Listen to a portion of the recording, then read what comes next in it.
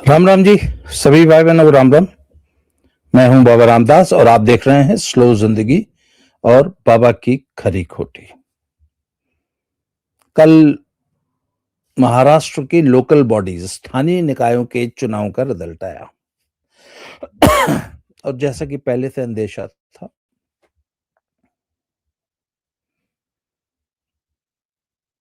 NDA ने सुपड़ा साफ कर दिया और so called India alliance, Maha Vikas Aghadi का सुपड़ा साफ हो गया। एकदम बुहारी लग गई। हमारे यूपी में उधर नॉर्थ में कहते हैं बुहारी लग गई, झाड़ू लग गई, सफाया, क्लीन स्वीप कर दिया एनडीए ने। एनडीए मीन्स भाऊ की शिवसेना, भाजपा के साथ भाऊ की शिवसेना और अजीत पवार की एनसीपी। कांग्रेस उभाटा, उद्धव भाऊ ठाकरे, सन ऑफ हिंदू हृदय सम्राट बाला साहब ठाकरे के नालायक बेटे की शिवसेना उभाटा और वक्रमुखी शरद पवार की पार्टी का सुपड़ा साफ हो गया।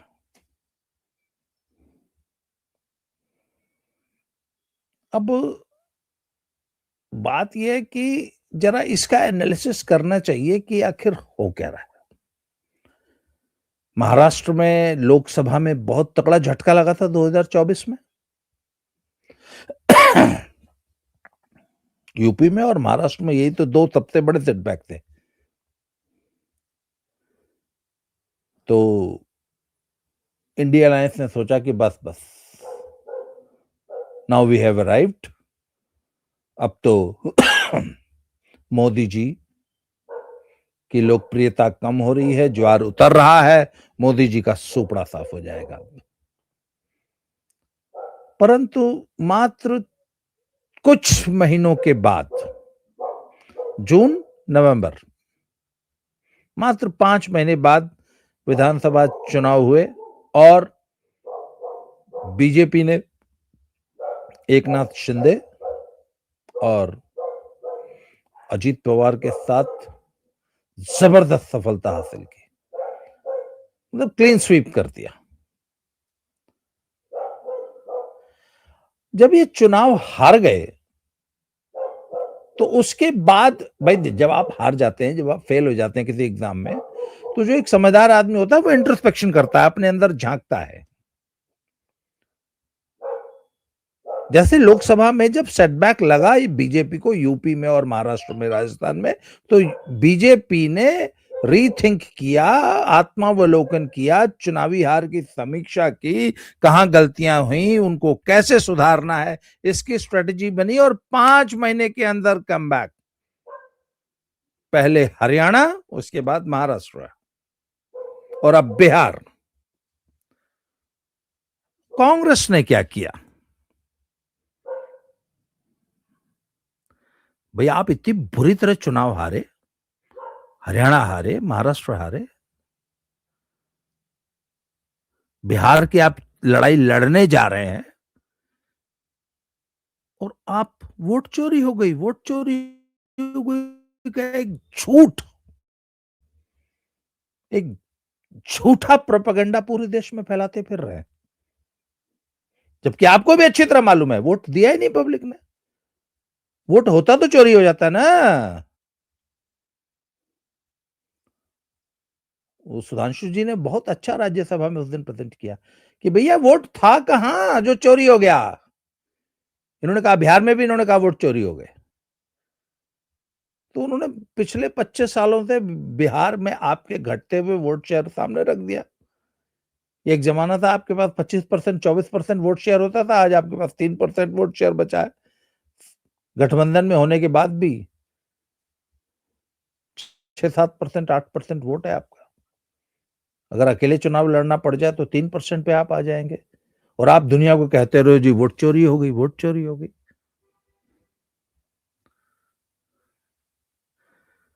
उधर बीजेपी ने क्या किया? बीजेपी ने अपनी स्ट्रेटेजी को वर्कआउट किया, मुद्दे निकाले, अपने संगठन को टाइट किया। मैं आपको बताऊं, आपको याद होगा कि मैं और नन्हे पहलवान, हम लोग महाराष्ट्र चुनाव से पहले करीब 12-15 दिन पूरे महाराष्ट्र में घूमे थे। तो वहां हमने बड़ी, और हम गांव गांव गए थे। हमने देखा कि बीजेपी का संगठन,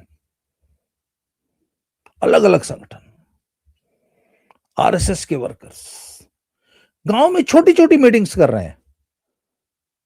एक एक मीटिंग में 5-5, 10-10 लोग होते हैं। एक एक वर्कर एक एक दिन में 10-10 मीटिंग कर रहा है। हजारों वर्कर्स गांव गांव में लगे हुए हैं।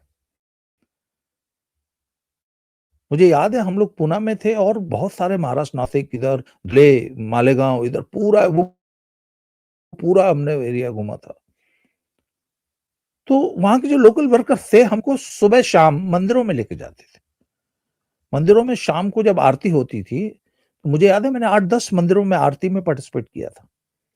तो वहां वारकरी समुदाय के जो भजन मंडलियां होती थी वो हर मंदिर में कीर्तन करने पहुंची होती थी।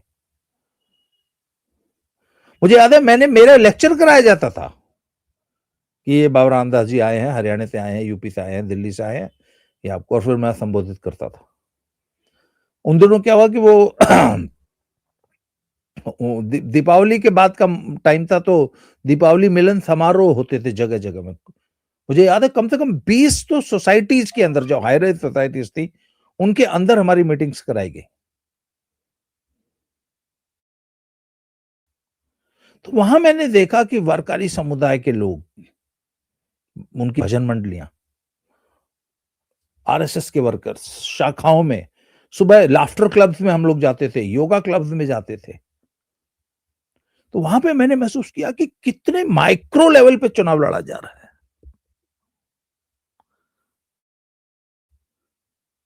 और ये वो चुनाव था जो कि लोकसभा में बहुत बुरी तरह हारी थी बीजेपी, और मात्र 5 महीने में स्वीप कर दिया। आपको याद होगा नड्डा साहब का एक बयान आ गया था लोकसभा के दौरान कि नहीं, हमें की जरूरत नहीं है। तो लोकसभा का जो सेटबैक था उसमें यह भी कहा जाता है कि संघ उदासीन हो, परंतु विधानसभा में संघ बहुत ज्यादा सक्रिय था। संगठन, किसान संगठन, युवाओं के संगठन, वकीलों का संगठन, कामगारों के संगठन। अच्छा, मुझे, और मैं आपको बताऊं, जिस दिन हम लोग हाँ पूना में थे, तो वहां छठ फेस्टिवल्स चल रहे थे।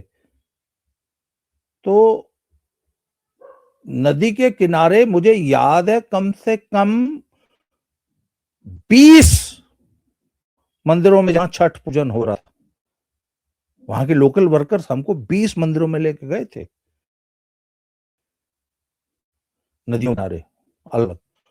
अच्छा, वहां पे क्या है कि वो यूपी के भोजपुरी लोक संगीत और भजन गायक आए हुए थे बहुत सारे। हर जहां पर भी छठ का समारोह हो रहा था, वहां पे यूपी बिहार का पूरा समुदाय इकट्ठा होता था। वहां पे याद है मुझे कि उनकी भजन संध्या में बीच में रोक लेक्चर कराया। एक और मैं आपको बताऊं, वहां पे एक शास्त्रीय संगीत का एक प्रोग्राम चल रहा था जिसमें शास्त्रीय संगीत की भजन संध्या चल रही थी, और बहुत बड़ा आयोजन था, बहुत बृहद आयोजन था, और बड़े बड़े कलाकार आए हुए थे। तो मुझे वहां पे ले गए, मैं बड़ा एम्बैरस फील कर रहा था। मैंने कहा यार कैसे, क्योंकि मैं खुद भाई क्लासिकल म्यूजिक करता हूं, तो मुझे मालूम है क्लासिकल म्यूजिक के कंसर्ट्स में क्या माहौल होता है। तो अगर आप उस माहौल को रोक के बीच में और एक आदमी का पॉलिटिकल लेक्चर कराने लग जाए, तो मैं बड़ा असहज था। मैं कहता भाई साहब यहाँ यहाँ नहीं करना चाहिए, अरे बोला कुछ नहीं होता पाई। तो जब हम वहां पहुंचे तो मुझे लगा कि जो जो क्लासिकल म्यूजिक के जो संगीतकार थे, और भजन, क्लासिकल भजन संध्या थी, तो मुझे ये लोग बड़ा बुरा मान, पर हम गए तो दे वर सो हैप्पी टू इनवाइट अस, आयोजक भी, दर्शक भी, और जो कलाकार लोग थे वो भी। और मेरे लिए इट वाज मतलब वंडरफुल एक्सपीरियंस। और फिर जब एक कलाकार की जब परफॉर्मेंस खत्म हुई और एक से दूसरे कलाकार के आने, स्टेज पे आने करीब 10-15 मिनट का समय होता है ना, उस 15 मिनट में मेरा एक उन्होंने 10 मिनट का लेक्चर कराया। जो रेस्पॉन्स मिला मुझे, मतलब मेरे लिए it was a life changing experience. तो मैंने उस दिन महसूस किया कि भाजपा किस लेवल पे जाके चुनाव लड़ती है, मतलब कितना माइक्रो मैनेजमेंट होता है भाजपा का।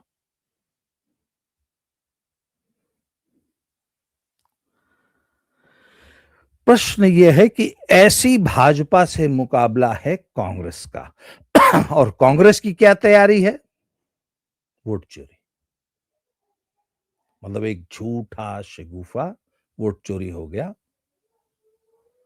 अच्छा, लोकसभा के बाद विधानसभा हारे, हरियाणा हारे, बिहार हारे, तो भैया अब जो लोकल बॉडीज के चुनाव है उसमें तो आपको स्ट्रेटेजी वर्कआउट कीजिए।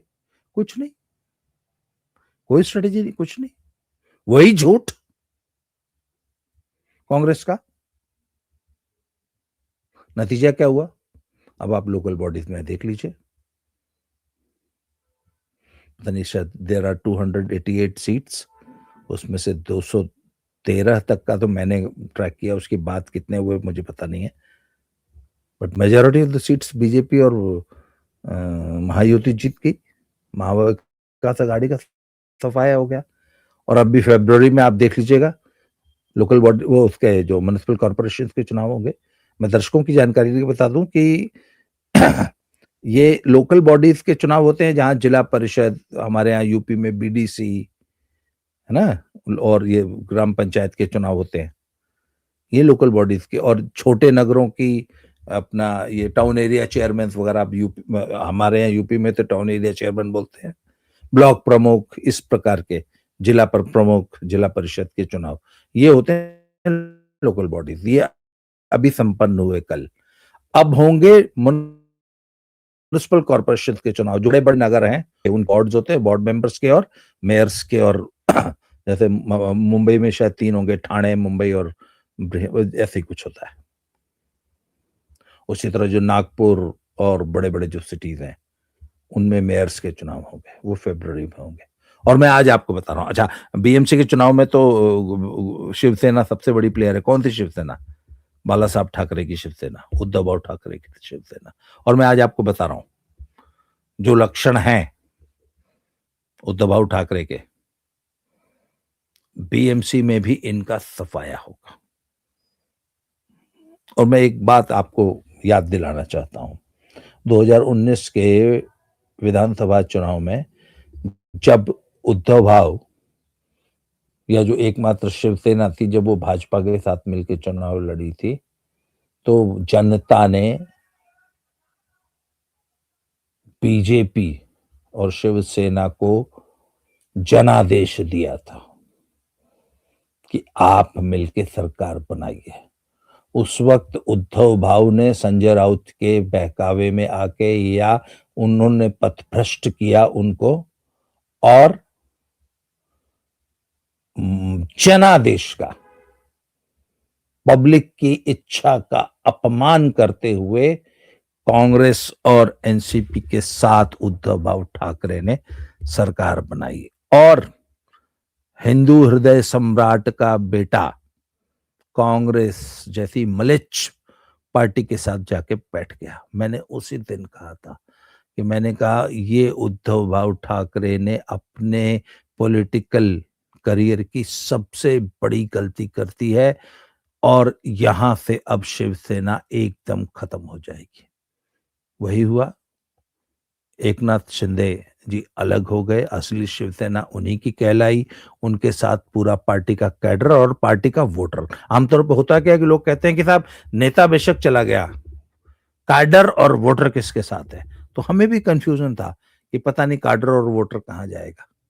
पर पिछले विधानसभा चुनाव ने 2024 के ये सिद्ध कर दिया कि काडर और वोटर भी इतना नाराज था उद्धव भाव से कि वो छोड़ के एकनाथ शिंदे के साथ जीत चला गया। और इसीलिए मैं कहता हूं कि नेवर चीट द आइडियोलॉजी। अपने आइडियोलॉजी से कभी समझौता मत करो, जो कि उद्धव भाव ने किया। अपने कोर वोटर से कब की भावनाओं से कभी खिलवाड़ मत करो।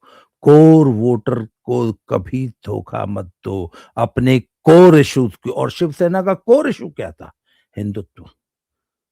और वो आदमी कहता है कि हम वक्फ बोर्ड वाले कानून को नहीं लागू होने देंगे, हम वक्फ की किसी संपत्ति को हाथ नहीं लगाने देंगे। ये था हिंदुत्व के साथ धोखा।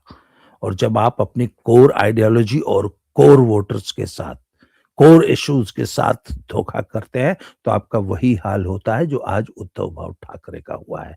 इसलिए शॉर्ट टर्म गोल्स के लिए अपनी कोर आइडियोलॉजी से, अपने मूल सिद्धांतों से, अपने चरित्र से कभी समझौता नहीं करना चाहिए।